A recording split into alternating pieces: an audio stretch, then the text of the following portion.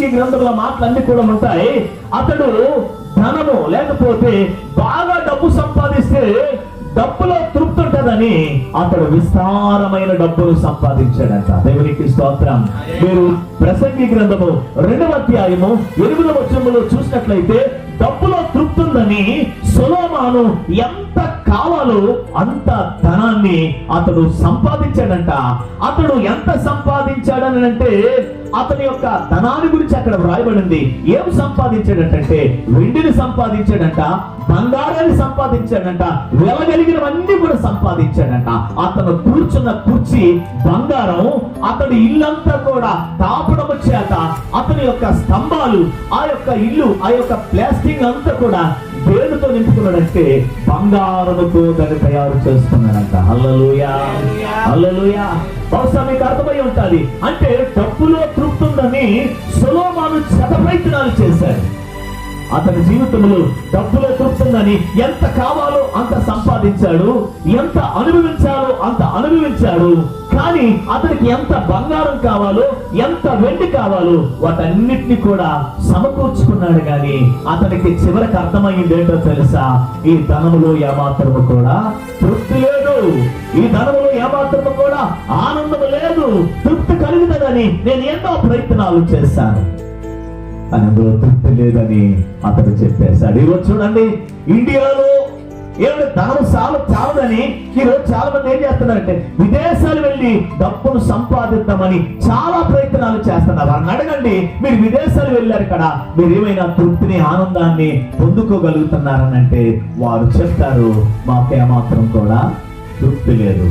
మొన్న మస్కట్ మా బంధువు ఆయన ఒకే ఒక కొడుకుని ఆయన పంపించాడు. నేను ఫోన్ చేసినప్పుడు అడిగాను, బాబు ఎలా ఉన్నాడంటే, ఏమని చెప్పమంటారు పాస్టర్ గారు, మా బాబులు ఎవరికి చెప్పుకోలేదు, వద్దురా వద్దురా వద్దురా అంటే లక్షలు ఖర్చు పెట్టుకుని అక్కడికి వెళ్ళాడు. ఇప్పుడు అక్కడ బందీ అయిపోయాడు. 5 సంవత్సరాల వరకు కూడా ఇక్కడ రావడానికి అవదు. పోనీ ఏమైనా అది డబ్బు ఎవరు పంపిస్తున్నాడంటే, ఎవరికి కావాలండి ఆ డబ్బు? నాకు ఒక్కగానొక్క కుమారుడు అక్కడ బందీ అయిపోయాడు. ఆ డబ్బులు ఏమి లేదు, నాకు తృప్తి లేదు. నా కొడుకు నాకు దక్కలేనప్పుడు నా డబ్బు నాకు ఎందుకు?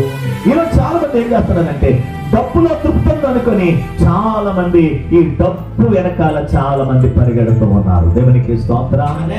ఆ డబ్బులో ఈరోజు మనుషుడికి ఏమి లేదు, తృప్తి లేదు.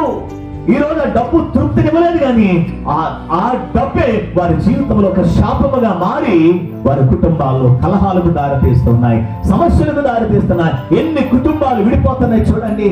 అన్నదమ్ములు విడిపోవటం లేదా, అక్క చెల్లెలు విడిపోవటం లేదా, తల్లిదండ్రులు దూరం అయిపోవటం లేదా. దేని కొరకనంటే డబ్బు ఈరోజు ప్రపంచాన్ని శాసిస్తుంది. ఏంటంటే డబ్బులు తృప్తుందా? సొలొమోను అడిగితే అంటున్నాడు, ఆ డబ్బులో తృప్తి ఉందని విస్తారమైన ధనాన్ని సంపాదించాను, కానీ ఆ డబ్బులో నాకు తృప్తి లేదని అతడు చేశాడు. కావాలి కానీ డబ్బు కొరకు నువ్వు ప్రయాసపడతా చూడు, డబ్బు కొరకు పనికిమాల పనులు చేస్తా చూడు, ఇది నాకుంటే మంచిది అనుకొని ఏమంటే లేనిపోయిన పనులన్నీ కూడా సంపాదన చేసి ఇంట్లో పెట్టుకుంటావు చూడండి. ఒకటి కొట్టేస్తా, వాడు తలకాయ కొట్టేసి ఇంట్లో పెట్టుకుంటా, నీ ఇంట్లో నీకు నెమ్మది ఉండదు, సమాధానం అవ్వు. ఇది నాన్న సొలొమోను అంటున్నాడు, ఇది నువ్వు డబ్బు వలన నాకు తృప్తి ఉంటుందని అనుకున్నాను, కానీ డబ్బులో నాకేమాత్రము కూడా తృప్తి లేదు. ఇక అతడు ఏమంటే 2వ ప్రయత్నం చేశాడు. అతడు చేసిన 2వ ప్రయత్నం ఏంటంటే, జ్ఞానం ఉంటే జ్ఞానం ద్వారా నేను చాలా తృప్తిని పొందుకుంటానని అతడు చాలా ప్రయత్నం చేసి జ్ఞానము కొరకు అతడు ఎన్నో ప్రయత్నాలు చేశాడంట. దేవునికి స్తోత్రం. ఏమంటే అతడు ఎలా ప్రయత్నం చేశాడు? అతని సువానికి ఏమేమి అన్వేషణ చేయాలో తన జ్ఞానము చేత అన్ని అన్వేషణ చేశాడంట. దేవునికి స్తోత్రం. చరాచరాల గురించి ఇక రకరకాలైన జ్ఞానం కొరకు చాలా అతను ప్రయాసపడ్డాడంట. అతను చివరికి జ్ఞానాన్ని సంపాదించాడు. ఎంత జ్ఞానాన్ని సంపాదించాడు అని అడిగితే షాబా దేశపు రాణి వచ్చిందట అతని జ్ఞానాన్ని పరీక్షించడానికి. షాబా దేశపు రాణి కూడా ఏమైపోయింది, అక్కడ తలపించుకుంది. అంత జ్ఞానాన్ని సంపాదించాడు, కానీ ఆ జ్ఞానంలో కూడా ఏమి లేదంట, తృప్తి లేదంట. అది తను గ్రహించగలిగాడు. హల్లెలూయా. ఇప్పుడు చెప్పండి, డబ్బులో తృప్తి ఉందనంటే డబ్బులో కూడా తృప్తి లేదు. మరి జ్ఞానంలో తృప్తి ఉందనంటే ఇక జ్ఞానములో కూడా అతనికి తృప్తి లేదు. దేవునికి స్తోత్రం. హల్లెలూయా. మరి ఎందులో అతనికి తృప్తి ఉంటుందని అతడు 3వ ప్రయత్నాన్ని కూడా చేశాడు. అదేంటో తెలుసా? విలాసవంతమైన జీవితాన్ని నేను జీవించాలని అనుకున్నాడంట. దేవునికి స్తోత్రం. ఏమిటి విలాసవంతమైన జీవితం? ఎలా ఉంటుంది విలాసవంతమైన జీవితం?